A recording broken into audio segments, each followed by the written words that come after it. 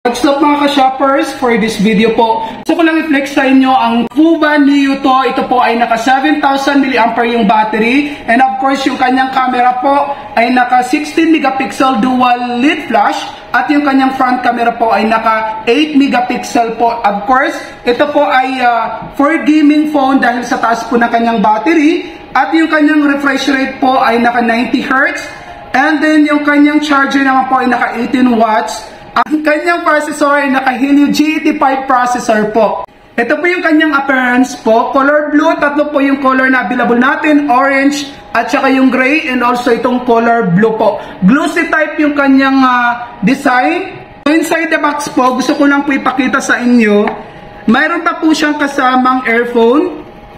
Dahil kadalasan po ngayon yung mga cellphone po ngayon ay wala ng earphone. So itong si Tecno Fuba Neo po ay meron pang kasamang earphone and syempre yung kanyang charger na Type-C at yung kanyang jelly case na free.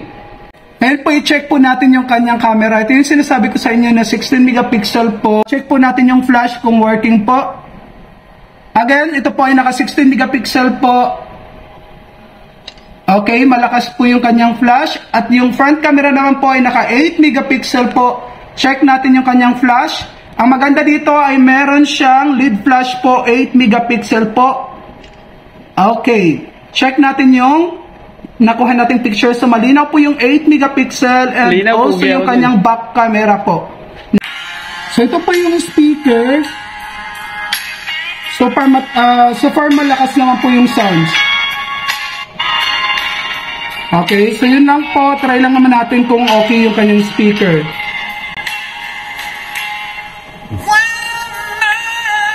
Okay, maganda po.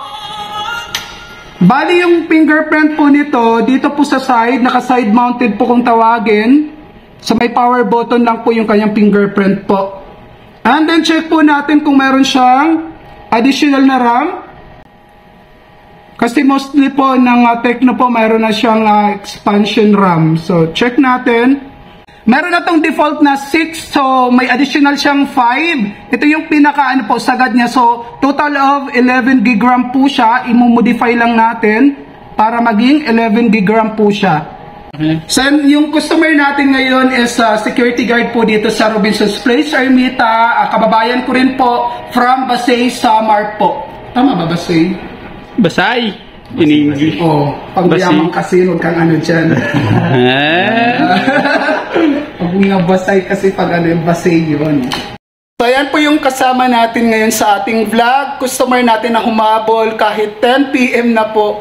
Ito po kasama natin si Arnold Lumanito po. And dito naman si Marlon Garangi.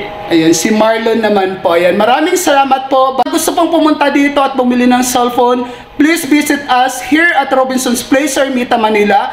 Third floor into Gadgets po. Have a great day everyone!